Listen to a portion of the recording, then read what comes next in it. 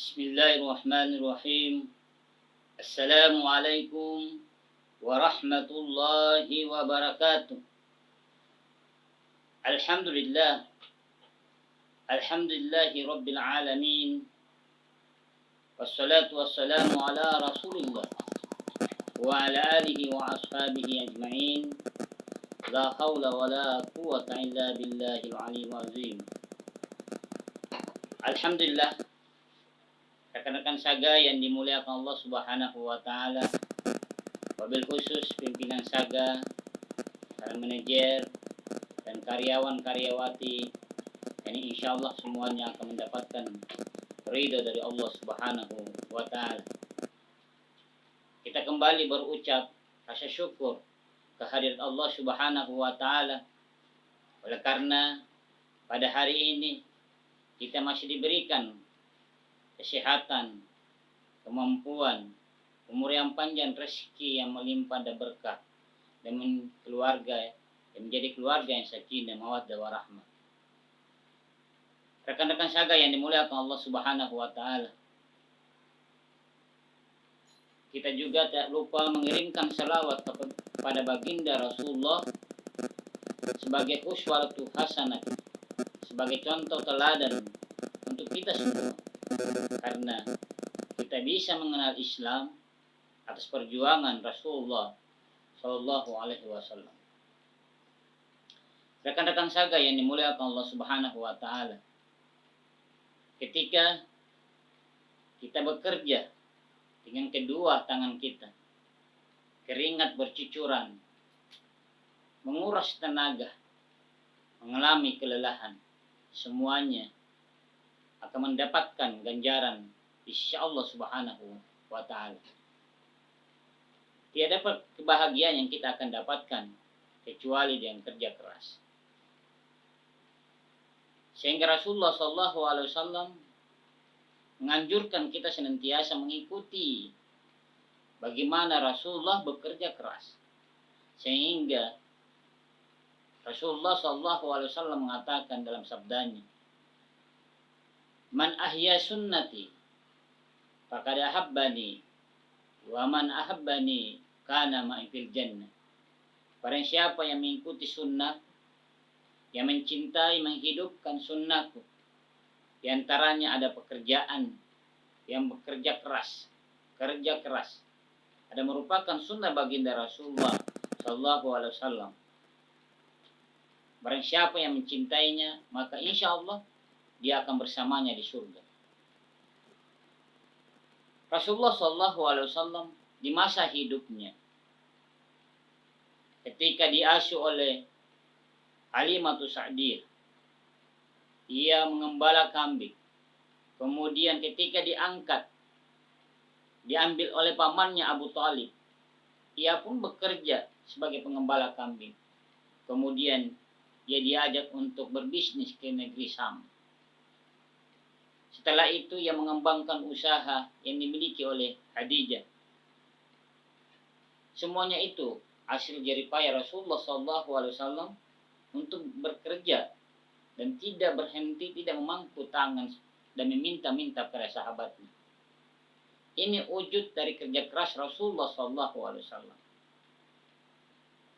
Tapi kita harus ingat bahwa apa yang kita kerjakan ada merupakan asbab untuk mendapatkan rezeki yang diberikan oleh Allah Subhanahu wa taala.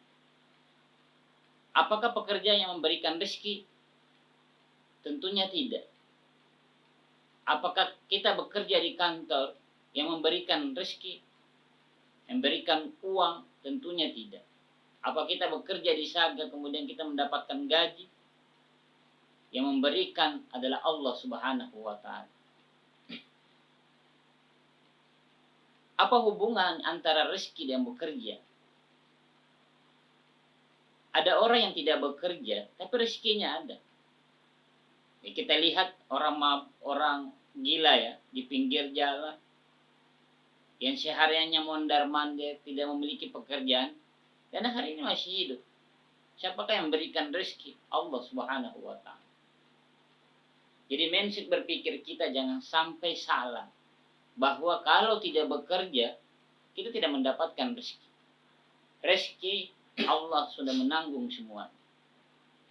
Jadi hubungan antara rezeki dan bekerja, rezeki adalah pemberian Allah, bekerja adalah sunnatullah, sunnah Rasulullah SAW.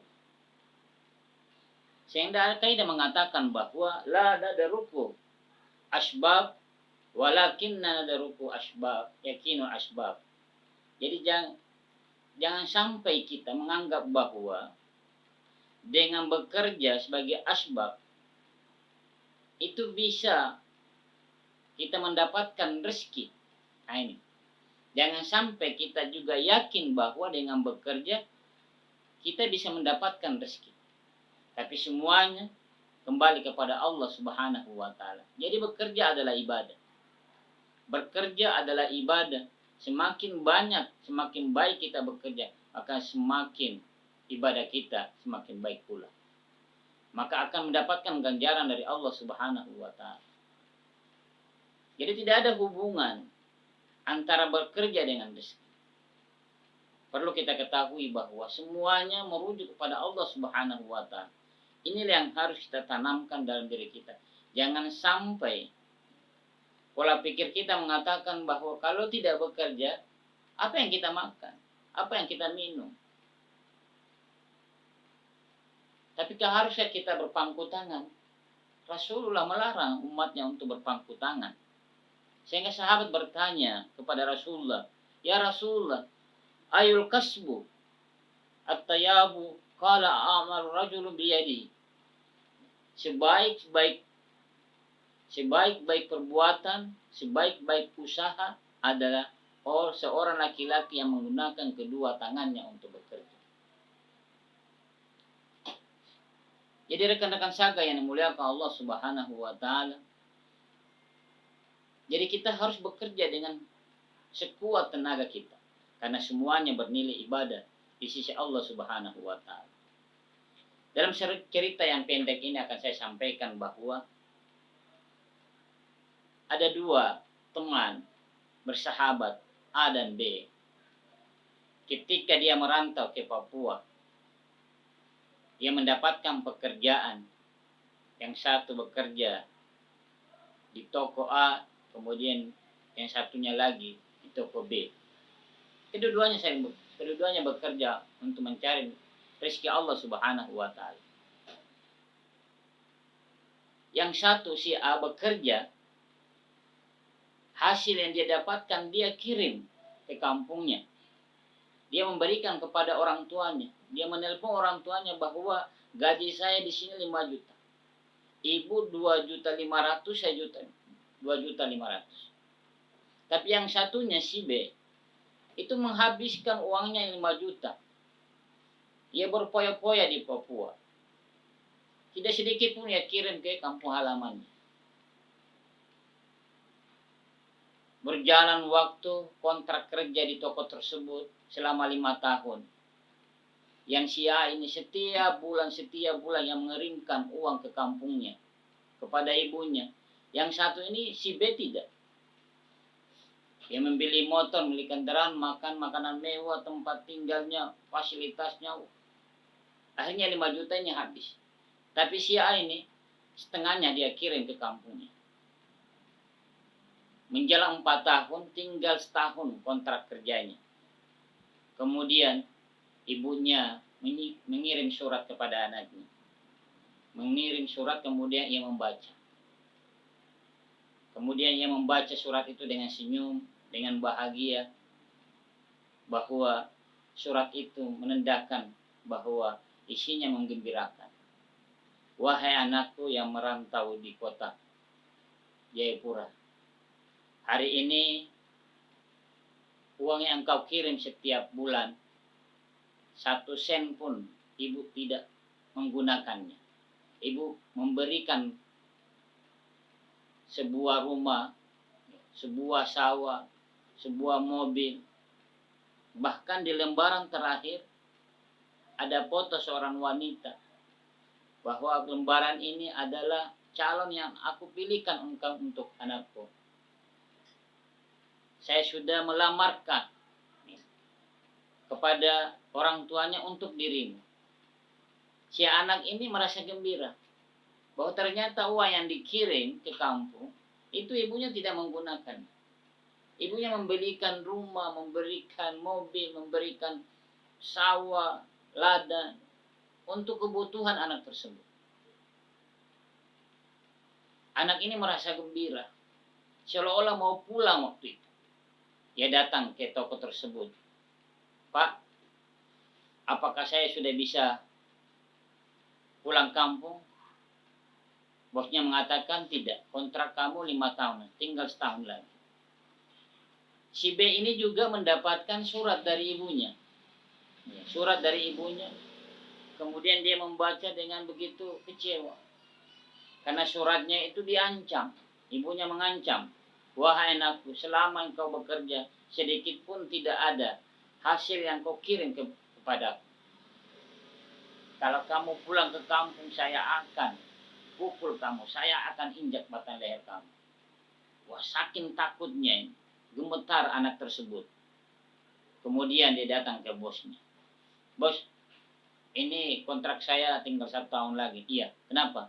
Bolehkah ditambah kontrak saya? Ia mengatakan tidak boleh. Kontrakmu hanya 5 tahun. Si B ini ketakutan. Mau kembali, mau pulang kampung. Dia takut sama orang tuanya, bahkan malu. Tapi si A ini merasa gembira. Karena kenapa? Ada yang disisipkan. Jadi rekan-rekan saga, dari cerita pendek ini menggambarkan bahwa ketika kita bekerja, jangan sampai kita tidak sisipkan untuk kepentingan akhirat kita. Ini. Makanya ada namanya zakat. Zakat penghasilan atau zakat harta, zakat perdagangan, zakat fitrah dan sebagainya. Jangan sampai kita lupakan. Kita sisipkan 2,5%. Kita sisipkan untuk apa? Untuk di akhirat. Seperti kisah anak 2 tadi. Yang satu merasa ingin kembali cepat-cepat ke kampung halamannya. Karena menggembirakan, di sana sudah ada rumahnya, di sana ada kendaraan yang disiapkan. Kemudian ada wanita yang akan dipersuntingnya, yang akan dinikahinya. Tapi yang satu ini tidak punya apa-apa. Jadi rekan-rekan saga yang dimuliakan Allah Subhanahu wa taala, jangan sampai kita bekerja dari bangun ingat pekerjaan. Ketika siang kita ingat pekerjaan pula. Ketika malam kita juga mengingat pekerjaan. Ketika tidur kita juga ingat. Bahkan dalam mimpi kita juga ingat pekerjaan. Tiba-tiba kita bangun di pagi hari, kita meninggalkan dunia. Tapi kalau ada hasil yang kita titipkan, kita sedekahkan, kita berikan kepada orang tua, berikan orang yang tidak mampu. Jadi rekan-rekan saga yang dimuliakan Allah Subhanahu wa taala, kebahagiaan itu letak pada diri kita masing-masing, letak pada kalbu kita. Kalau kalbu kita ada Allah, Allah yang memberikan rezeki. Bukan pekerjaan, Allah yang memberikan rezeki. Ketika kita yakini Allah yang berikan rezeki, maka perbaiki pekerjaan yang kita lakoni. Kita di saga bekerja dengan baik. Karena Allah akan melihat siapa yang bekerja serius, siapa yang tidak. Ketika dia bekerja serius, maka dia akan mendapatkan kebahagiaan. Di antara kebahagiaan yang diwujudkan di dunia adalah ya mungkin dapat bonus dari bosnya. Tapi orang yang tidak bekerja dengan baik, asal-asalan, datang ya lambat pulang cepat. Nah ini. Jadi rekan-rekan saga yang muliakan Allah Subhanahu wa taala, sebagai kesimpulan bahwa pekerja yang paling terbaik adalah menggunakan kedua tangan. Maksudnya adalah berusaha keras, tidak meminta-minta. Yang kedua, yakinlah bahwa yang memberikan rezeki adalah Allah, bukan pekerjaan. Pekerjaan adalah merupakan asbab datangnya rezeki dari Allah Subhanahu wa taala. Yang terakhir, rekan-rekan saga yang mulia Allah Subhanahu wa taala, jangan sampai di setiap bulan kita terima gaji, kita tidak sisipkan, kita tidak berikan kepada orang tua. Jangan sampai kita usahakan berapapun kita kirim pada orang tua, supaya orang tua itu merasa senang. Kalau dia, orang tua kita merasa senang, merasa bahagia, diakibatkan kita maka kita akan mendapatkan ketenangan dan kita akan menjadi orang sukses di tanah rantau di Papua ini. Mudah-mudahan rekan-rekan saga yang melakukan Allah Subhanahu wa taala, kita memohon mudah-mudahan diberikan kesehatan sehingga kita mampu bekerja dengan maksimal untuk berupaya sekuat tenaga memajukan saga sehingga saga semakin berkembang, semakin jaya, semakin banyak memberikan pertolongan kepada masyarakat di kota Jayapura. Bismillahirrahmanirrahim. Alhamdulillahirabbil alamin. Allahumma shalli wa sallim ala sayyidina Muhammadin wa ala alihi washabihi ajmain. Rabbana taqabbal du'ana innaka antas samiul alim wa tub 'alaina innaka antat tawwabur rahim. Rabbana atina fid dunya hasanah wa fil akhirati hasanatan wa qina adzabannar. Wa sallallahu ala nabiyyina Muhammadin wa akhiru da'wana alhamdulillahirabbil alamin. Akhir kalam minallahil musta'an wa la tiklan. Assalamualaikum warahmatullahi wabarakatuh.